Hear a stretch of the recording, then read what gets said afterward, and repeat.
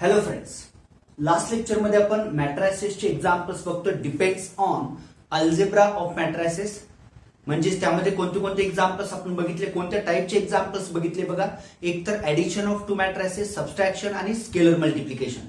तर बघा, आज आपण त्याच्या पुढचे काही एक्झाम्पल्स बघणार आहोत, बरोबर. तर आजचं जे पहिले एक्झाम्पल आहे ते काय बघा, यस सिम्प्लिफाय. म्हणजे तुम्हाला या ठिकाणी मॅट्रायसेस दिलेले आहेत आणि हे मॅट्रिक्स तुम्हाला काय करायचे, सिम्पलेस्ट फॉर्म मध्ये लिहायचे. मग आता सिम्पलेस्ट फॉर्म मध्ये लिहिण्यासाठी सगळ्यात पहिला काय केलं पाहिजे बघा, इथं हा जो कॉस थीटा आहे, हा कॉस थीटा या मॅट्रिक्सला मल्टिपल आहे. त्याचबरोबर इथं हा साइन थीटा या सेकंड मॅट्रिक्सला मल्टिपल आहे. म्हणजे इथं आपण काय करतोय बघा, स्केलर मल्टिप्लिकेशनचा कन्सेप्ट या ठिकाणी यूज करतोय. आता स्केलर मल्टिप्लिकेशन मध्ये काय करतोय आपण, त्या कॉन्स्टंटनी किंवा त्या टर्मनी आपण मॅट्रिक्स मधल्या प्रत्येक टर्मला मल्टिप्लाय करतोय. तसंच सेकंड मॅट्रिक्सच्या प्रत्येक टर्मला काय करायचं, तुम्हाला साइन थीटाने मल्टिप्लाय करायचं आहे. तर बघा, मग सुरुवातीला आता इथं काय करतोय मी, गिवन लिहितोय. गिवन दिलेले जे मॅट्रायसेस आहेत ते काय आहेत बघा, यस कॉस थीटा मॅट्रिक्स आहे, cos theta, sine theta, minus sine theta आणि कॉस थीटा, प्लस पुढं काय येणार बघा, साइन थीटा. सेकंड मॅट्रिक्स काय बघा, पुन्हा साइन थीटा, नंतर minus cos theta, cos theta आणि काय हो, साइन थीटा, बरोबर ना. आता हे दोन मॅट्रिसेस तुम्हाला दिलेले आहेत. पहिल्या मॅट्रिक्सच्या बाहेर कॉस थीटा मल्टिपल आहे, सेकंड मॅट्रिक्सच्या बाहेर साइन थीटा मल्टिपल आहे, बरोबर. आता मग मल्टिप्लाय करूया. बघा, जर कॉस थीटाने प्रत्येकाला मल्टिप्लाय केलं तर काय होतं, cos into cos that is a cos square theta आला ते. नंतर cos theta into sine theta that is a cos theta sine theta असं लिहितो. नंतर cos into minus sine theta that is minus cos theta into sine theta लिहितो मी ते. आणि नंतर cos into cos that is a cos square theta. हा झाला तो पहिला मॅट्रिक्स. म्हणजे काय केलं, फर्स्ट मॅट्रिक्सच्या प्रत्येक टर्मला आपण कॉस थीटाने मल्टिप्लाय केलेलं आहे. आता पुढं सेकंड मॅट्रिक्स जो आहे त्याच्या प्रत्येक टर्मला इथं साइन थीटाने आपण मल्टिप्लाय करूया. तर बघा, मग काय येणार तिथं, plus sine into sine that is a sign square theta. त्याच्यानंतर साइन इंटू मायनस कॉस म्हणजेच किती येतं, minus cos theta into sine theta. नंतर बघा, साइन इंटू कॉस म्हणजेच काय येतं, cos theta into sine theta. आणि त्याच्यानंतर sine into sine that is a sign square theta. लक्षात आलं का बघा, इथं फक्त आपण काय केलेलं आहे, पहिल्या मॅट्रिक्सच्या प्रत्येक टर्मला कॉस थीटाने मल्टिप्लाय केलं आणि सेकंड मॅट्रिक्सच्या प्रत्येक टर्मला आपण साइन थीटाने मल्टिप्लाय केलेलं आहे. आणि आपल्याला माहित आहे, सेम कॉस इंटू कॉस असेल तर कॉस स्क्वेअर होणार आहे, साइन इंटू साइन असेल तर साइन स्क्वेअर होणार आहे, आणि बाकीचं sine into cos, sine cos किंवा कॉस साइन तुम्ही लिहू शकताय, बरोबर. तर बघा, मग आता या दोन मॅट्रायसेसची तुम्हाला ऍडिशन करायची आहे. आता आपल्याला माहितच आहे, ऍडिशन ऑफ टू मॅट्रायसेस कधी एक्झिस्ट होतं, जेव्हा त्या दोन्हीची पण ऑर्डर सेम असेल. आता या ठिकाणी ऑर्डर सेम आहे, फक्त तुम्हाला काय करायचं, त्यांच्या करस्पॉन्डिंग इलेमेंट्सची सम, त्यांची तुम्हाला ऍडिशन या ठिकाणी घ्यायची आहे. तर मग घेऊया. बघा काय येते याच्या पुढं, यस करस्पॉन्डिंग इलेमेंट्स एकत्र घ्या, cos square plus sine square theta, cos square theta plus sine square theta. त्याच्यानंतर पुढची टर्म काय बघा, cos theta sine theta minus किती, कॉस थीटा इंटू किती, साइन थीटा. त्याच्यानंतर बघा या ठिकाणी काय असणार आहे, minus cos theta sine theta plus किती, कॉस थीटा साइन थीटा. आणि त्याच्यानंतर नेक्स्ट काय बघा, yes cos square theta plus sine square theta. हा आपल्याला मिळालेला मॅट्रिक्स आहे. आणि मग इथं जर व्यवस्थित बघितलं, बघा cos square plus sine square theta that is a first fundamental identity आहे. Cos sine minus cos sine get cancel, म्हणजे बघा इथं टर्म्स कॅन्सल होतील, या ठिकाणी पण minus cos sine plus cos sine get cancel. Now what remains, cos square theta plus sine square theta that is a first fundamental identity. किती येतं बघा, ते 1 0 आणि हे 0 1. म्हणजेच हा कसला मॅट्रिक्स आला, आयडेंटिटी मॅट्रिक्स, किंवा याला आपण युनिट मॅट्रिक्स असं म्हणतोय. इथं जे रिझल्ट यूज केलेले आहेत बघा, कोणता रिझल्ट यूज केला, minus cos sine plus cos sine get cancel म्हणजे 0 झालं, आणि cos square plus sine square किंवा sine square plus cos square is equals to 1. That is a first fundamental identity. बरोबर, त्याचा यूज आपण या ठिकाणी केला आणि तुम्हाला हे सगळं सिम्प्लिफाय केल्यानंतर काय मिळालं बघा, आयडेंटिटी मॅट्रिक्स, म्हणजेच त्याला आपण युनिट मॅट्रिक्स असं म्हणतोय. तर बघा, सर्वांना व्यवस्थित लक्षात आले का हे एक्झाम्पल? कारण हे एक्झाम्पल तसं फार काही अवघड नाहीये. तुम्हाला फक्त कॉसने पहिल्या मॅट्रिक्सला, साईनने दुसऱ्या मॅट्रिक्सला आणि ते येणाऱ्या दोन नवीन मॅट्रिक्सची तुम्हाला काय करायची होती, ऍडिशन घ्यायची होती आणि ते आपण या ठिकाणी घेतलेलं आहे. We got this identity matrix. सर्वांना लक्षात आलेलं आहे. तर असंच पुढचं एक्झाम्पल आपण बघूया. आता सेकंड क्वेश्चन कडे जाऊया. काय सेकंड क्वेश्चन बघा, तुम्हाला दोन मॅट्रिसेस दिलेले. आता हे जे दिलेले दोन मॅट्रिसेस आहेत, या दिलेल्या मॅट्रिसेस वरून तुम्हाला काय करायचं आहे, we want to find A plus B, म्हणजे त्या दोन मॅट्रिक्सचे ऍडिशन करायचे. त्याचबरोबर ए मायनस बी तुम्हाला या ठिकाणी फाइंड आउट करायचं, म्हणजे त्या दोन मॅट्रिसेस तुम्हाला डिफरन्स घ्यायचा आहे. आणि मग ऍडिशन आणि डिफरन्स घेतल्यानंतर तुम्हाला काय शो दॅट करायचं आहे बघा, show that A plus B is a singular, म्हणजे ए प्लस बी जो आहे तो मॅट्रिक्स सिंग्युलर येतो हे तुम्हाला शो दॅट करायचं आहे. आणि पुढे काय विचारलंय बघा, is A minus B is a singular, म्हणजे ए प्लस बी जसा सिंग्युलर आहे तसाच ए मायनस बी हा सुद्धा सिंग्युलर आहे का, हे तुम्हाला काय करायचंय, जस्टिफाय करायचं आहे. तर बघा, इथं तुम्हाला काय काय करायचंय, addition subtraction of two matrices आणि त्याबरोबर determinant value of the given matrix, दिलेल्या मॅट्रिक्सची डिटर्मिनंट व्हॅल्यू पण तुम्हाला या ठिकाणी फाइंड आउट करायची आहे. तर मग जाऊया याच्या सोल्युशन कडे. काय करूया बघा, सुरुवातीला मी इथं लिहितोय गिवन मॅट्रिसेस. गिवन मॅट्रिसेस काय आहेत बघा, ए इज इक्वल्स टू पहिला जो मॅट्रिक्स आहे that is I 2i minus 3 आणि 2. त्याच्यानंतर बी जो आहे second matrix that is 2i I 2 आणि minus 3, where this I is a square root of -1. बाळांनो, यालाच आपण इमॅजिनरी नंबर असं सुद्धा म्हणतोय. इमॅजिनरी नंबर म्हणजेच काय, स्क्वेअर रूट मध्ये -1 असेल तर आपण त्या नंबरला काय म्हणतोय, आयोटा, किंवा यालाच आपण इमॅजिनरी नंबर असं म्हणतोय. तर बघा, मग इथं आय ची व्हॅल्यू स्क्वेअर रूट -1 आहे. आता तुम्हाला दोन मॅट्रिसेस या ठिकाणी दिलेले आहेत, यांची तुम्हाला ऍडिशन आणि सबस्ट्रॅक्शन करायची आहे. येऊया मग या दोन मॅट्रिसेसची सम, म्हणजे बघा आता मी तर म्हणतो लेट ए प्लस बी आपल्याला या ठिकाणी फाइंड आउट करायचं आहे. ए प्लस बी म्हणजेच काय नाही बघा, आय 2i मायनस 3 आणि 2 प्लस बी किती आहे बघा, यस 2i आय 2 आणि -3, ए प्लस बी. आता बघा ना, या दोन मॅट्रिक्सची तुम्हाला ऍडिशन करायची आहे. आपण दोन मॅट्रिक्सची ऍडिशन कधी करू शकतोय, जेव्हा त्या दोन्हीचीही ऑर्डर सेम असेल तर. बरोबर, इथं ऑर्डर सेम आहे, मग करस्पॉन्डिंग एलिमेंटची ऍडिशन करा.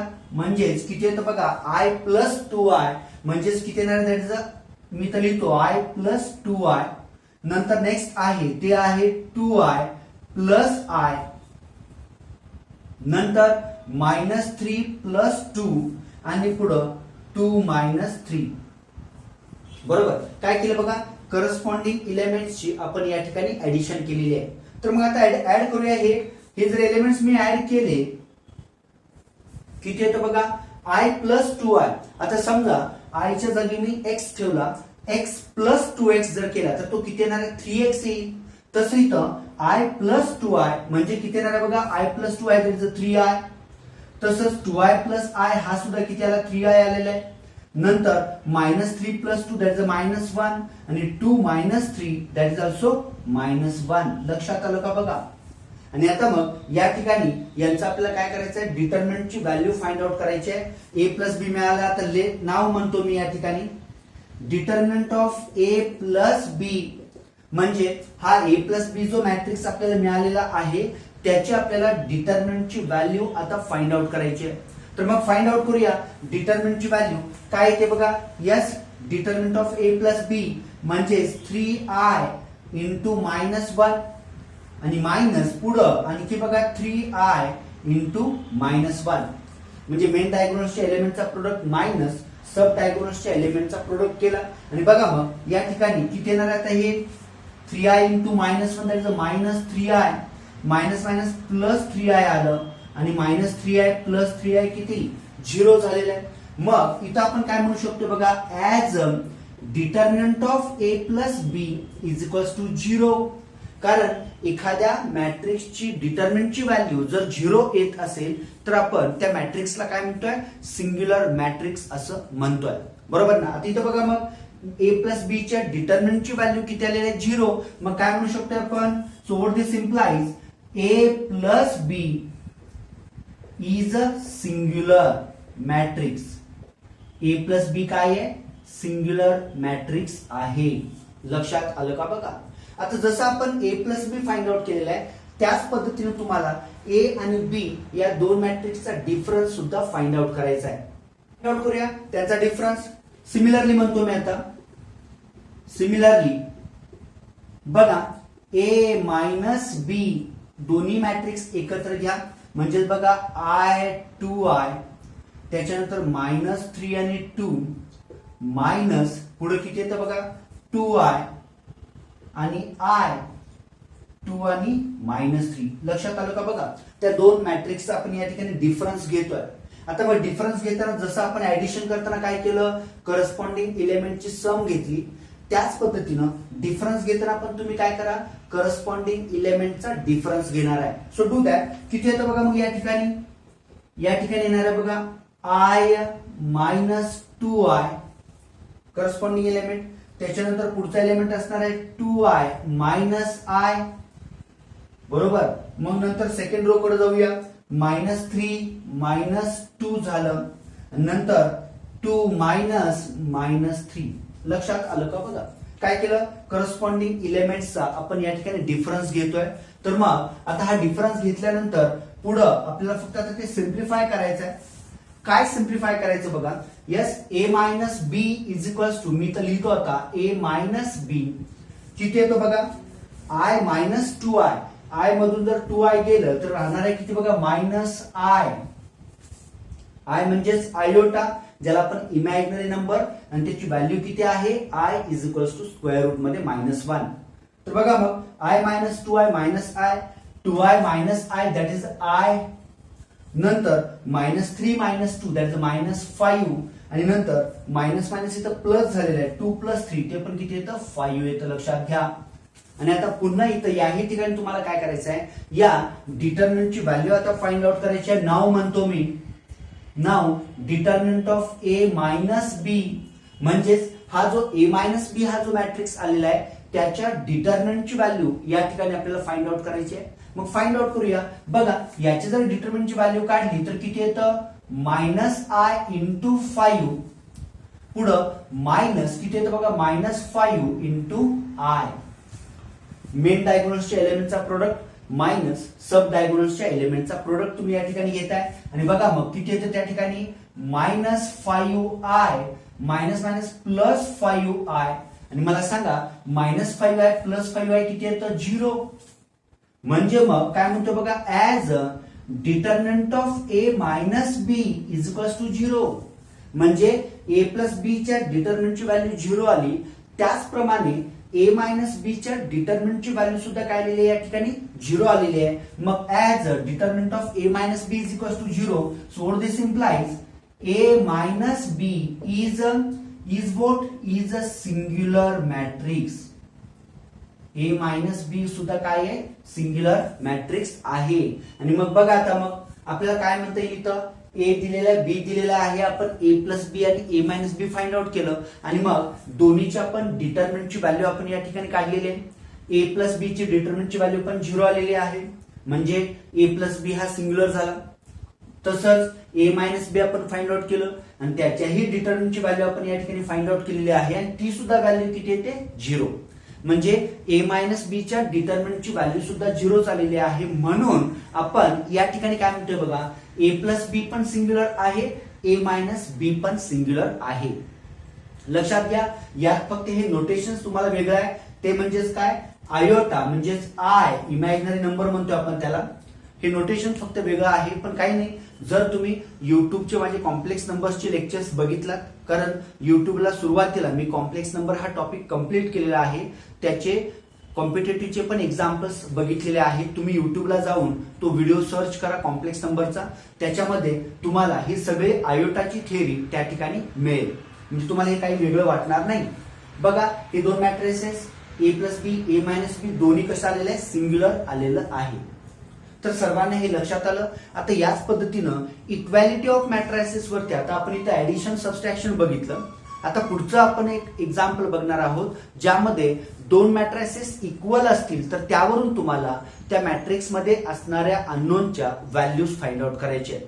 तर बघूया मग पुढचं एक्झाम्पल. आता पुढचं एक्झाम्पल दिलेलं आहे. या एक्झाम्पल मध्ये काय करायचं आपल्याला, find the values of x and Y. म्हणजे इथं तुम्हाला एक्स आणि वाय च्या व्हॅल्यूज फाइंड आउट करायचे. आता मग त्या व्हॅल्यूज फाइंड आउट करण्यासाठी इथं आपल्याला काय काय करायचं आहे बघा. जर आपण इथं या इक्वेशनची लेफ्ट हँड साइड बघितली तर या ठिकाणी दोन मॅट्रिसेस आहेत. त्या दोन मॅट्रिसेसची काय आपल्याला ऍडिशन करायची आणि राईट हँड साइडला एकच मॅट्रिक्स आहे. आता हे दोन मॅट्रिक्स इक्वल आहेत. आता तुम्हाला आठवतं का बघा, आपण दोन मॅट्रिक्स इक्वल आहेत असं कधी म्हणतोय, सगळ्यात पहिला त्या दोन्ही मॅट्रिक्सची ऑर्डर सेम असली पाहिजे आणि त्यानंतर त्या दोनही मॅट्रिक्सचे करस्पॉन्डिंग जे इलेमेंट्स आहेत ते इलेमेंट सुद्धा कसे असले पाहिजेत, सेम असले पाहिजेत किंवा इक्वल असले पाहिजेत, तरच आपण ते दोन मॅट्रिक्स काय म्हणतोय, इक्वल आहेत. लक्षात घ्या. तर आता इथं मग सोडवायचं आपल्याला आणि हे दोन मॅट्रिसेस सोडवून आपल्याला काय करायचं आहे, एक्स आणि वाय च्या व्हॅल्यूज काढायचे. तर बघा मग सोल्युशन कडे जाऊया. गिवन म्हणतो मी या ठिकाणी, गिवन दिलेले जे मॅट्रिसेस आहेत ते लिहूया या ठिकाणी. बघा 2x plus Y minus 1 1 3 4y आणि 4 प्लस पुढचा मॅट्रिक्स काय तो बघा -1 6 आणि 4 3 0 3 आणि इज इक्वल्स टू किती आलेलं बघा 3 5 5 6 18 आणि 7. बरोबर. आता LHS चे जे दोन मॅट्रिसेस आहेत या दोन्हीची पण ऑर्डर सेम आहे आणि त्यांचे आपल्याला काय करायचे, ऍडिशन करायचे. तर बघा ऑर्डर सेम असेल तर आपण त्या करस्पॉन्डिंग इलेमेंट्सची काय करतोय, सम करतोय. बरोबर. तर मग बघा इथं सम करूया आपण. काय येणार आहे या ठिकाणी बघा 2x प्लस वाय मायनस 1 लिहितो मी या ठिकाणी. 2x प्लस वाय मायनस 1 हा पहिला एलिमेंट झाला. त्याच्यानंतर -1 प्लस 6 दॅट इज अ 5 आणि 1 प्लस 4 हा सुद्धा किती आला, 5 आला. नंतर बघा 3 plus 3 that is a 6 4y plus 0 म्हणजे किती येतं 4y. बरोबर. आणि त्याच्यानंतर 4 प्लस 3 किती येतं 7 आणि इज इक्वल्स टू किती आलेला बघा, यस 3 5 5 6 18 आणि 7. लक्षात आलं का बघा सर्वांना. म्हणजे इथं तुम्ही काय केलं, या LHS च्या दोन्ही मॅट्रिक्सची तुम्ही इथं ऍडिशन केलेलं आहे आणि मग ऍडिशन केल्यानंतर तुम्हाला हा मॅट्रिक्स मिळाला. आता इथं LHS आणि RHS ला एक एकच मॅट्रिक्स आहे आणि तुम्हाला दिले काय, that two matrices are equal. आता हे दोन मॅट्रिसेस इक्वल आहेत म्हणजे काय, यांचे करस्पॉन्डिंग इलेमेंट्स कसे असणार आहेत, सेम असणार आहेत. बरोबर ना. मग इथं मी लिहितो as these two matrices are equal. These two matrices are equal. So what this implies their corresponding elements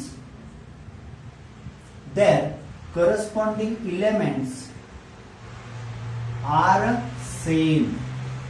जर हे दोन मॅट्रिक्स इक्वल असतील तर त्या दोन्ही मॅट्रिक्सचे करस्पॉन्डिंग इलेमेंट्स कसे असतात, सेम असतात. आणि बघा मग आपल्याला इथे काय सगळे एलिमेंट्स चेक करायचे नाहीये. मग इथं आपण काय करणार आहोत, एक्स वाय च्या टर्म असणारे जे काय इलेमेंट्स आहेत ते आपण त्या करस्पॉन्डिंग इलेमेंट्स बरोबर चेक करणार आहोत. बरोबर. त्याच्या बरोबर आपण ते इक्वेट करणार आहोत. तर झालं. मग बघा पहिलं काय येणार आहे, yes 2x plus Y minus 1 is equals to 3 आलं. बरोबर ना. म्हणजे याच्यावरून तुम्ही काय म्हणू शकता बघा 2x plus Y is equals to 3 plus 1 -1 आपण राईट साइडला ट्रान्सफर केला म्हणजे इथं किती येतं बघा 2x plus Y is equals to 4. याला मी म्हणतो इक्वेशन नंबर 1. लक्षात आलं का बघा.